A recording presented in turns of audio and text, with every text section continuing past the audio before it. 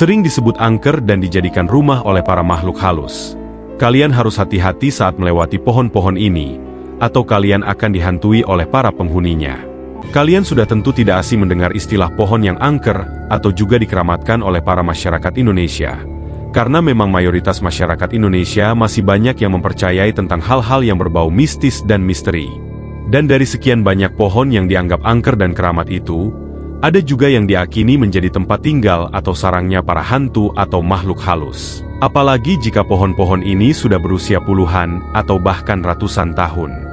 Dan di dalam video ini akan membahas tentang pohon-pohon yang konon disukai para hantu atau makhluk gaib ini, yang konon sering dijadikan sebagai tempat tinggal mereka.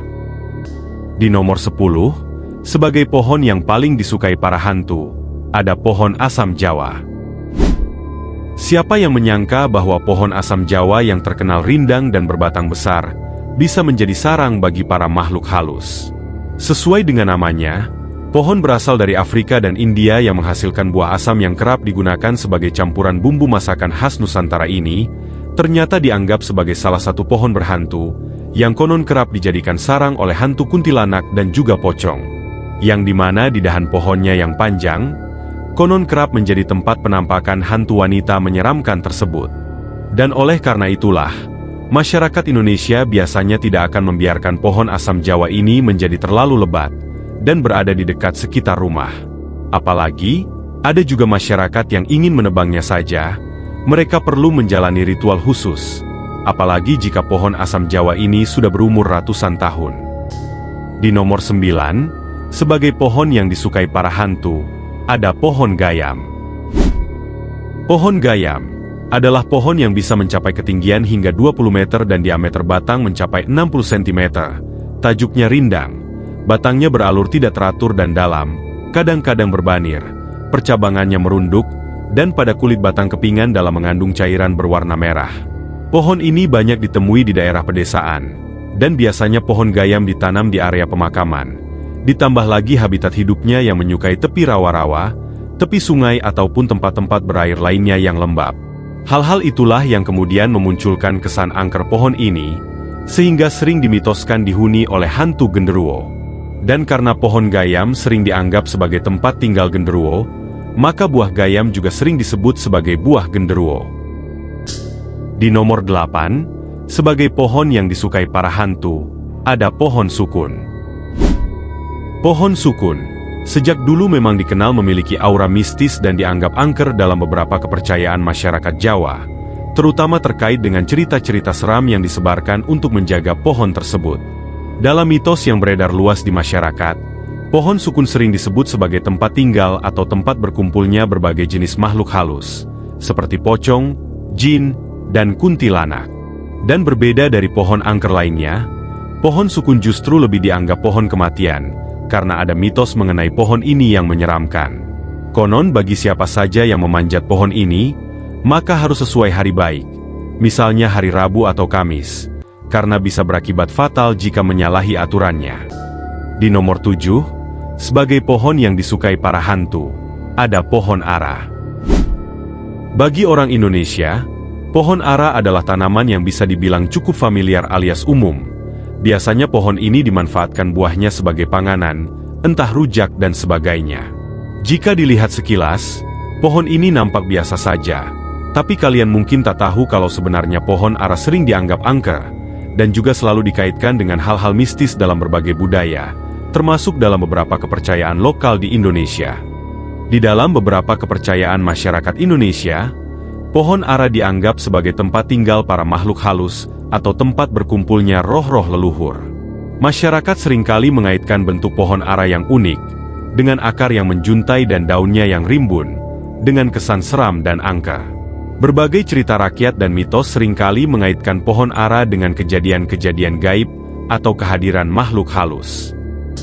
Di nomor 6, sebagai pohon yang disukai para hantu, ada pohon sawo.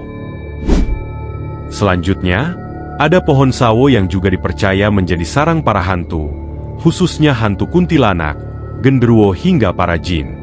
Di mana pohon sawo memang terbilang rindang dengan dahan-dahan rendah dan bisa tumbuh hingga 30-40 meter. Dedaunan dan dahannya yang rapat, membuat pohon sawo tampak gelap dan mengeluarkan nuansa mistis.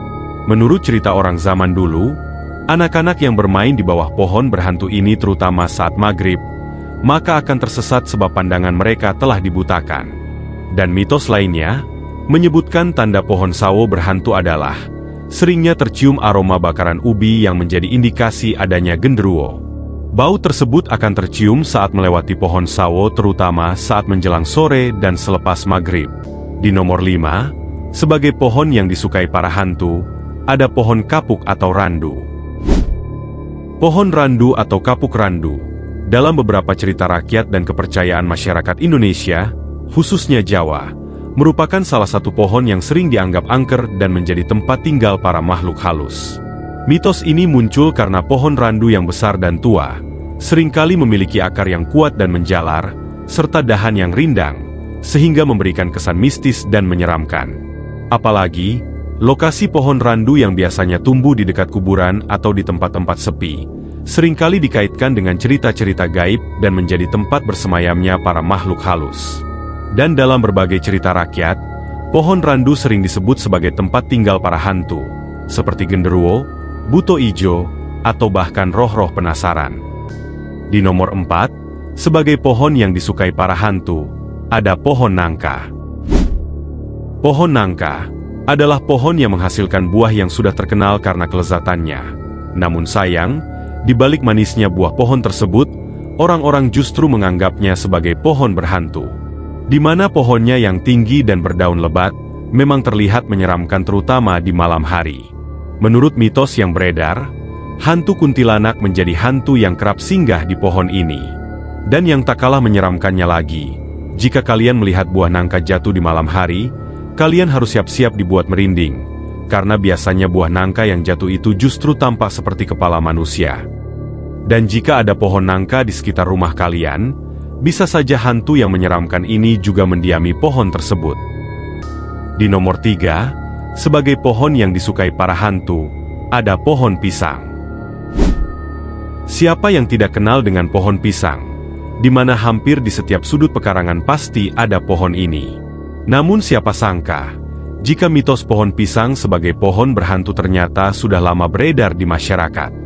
Di mana pohon pisang ini konon menjadi tempat kesukaan para makhluk halus, terutama bagi hantu pocong. Dan selain hantu pocong, hantu kuntilanak, tuyul hingga parakang yang merupakan manusia jadi-jadian dalam mitos masyarakat Sulawesi, ternyata juga dianggap menyukai pohon pisang tersebut. Dan sudah tidak sedikit orang yang membagikan pengalaman mereka pernah melihat hantu-hantu itu menampakkan diri di sebelah pohon pisang, terutama saat di malam hari. Di nomor 2, sebagai pohon yang disukai para hantu, ada pohon bambu. Jika kita membahas pohon bambu, sudah pasti yang terbayang adalah keangkerannya. Hal ini terjadi karena banyak masyarakat yang percaya bahwa bambu merupakan pohon angker, di mana deretan pohonnya yang rindang konon menjadi tempat favorit makhluk halus, mulai dari jin bermata merah dan bertubuh besar, wewe gombel hingga kuntilanak. Konon mereka akan menampakkan diri jika tempat tinggalnya diganggu. Beberapa mitos bahkan menggambarkan bahwa jika seseorang melewati pohon bambu pada malam hari, mereka dapat mendengar suara-suara aneh, dan juga dapat melihat kehadiran makhluk gaib penunggunya.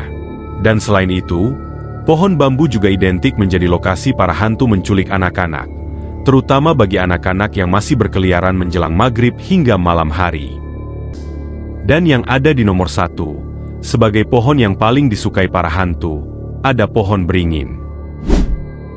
Jika kita melihat pohon beringin, pasti yang ada di pikiran kita adalah pohon angker, rumah para hantu, dan akan langsung merasa merinding.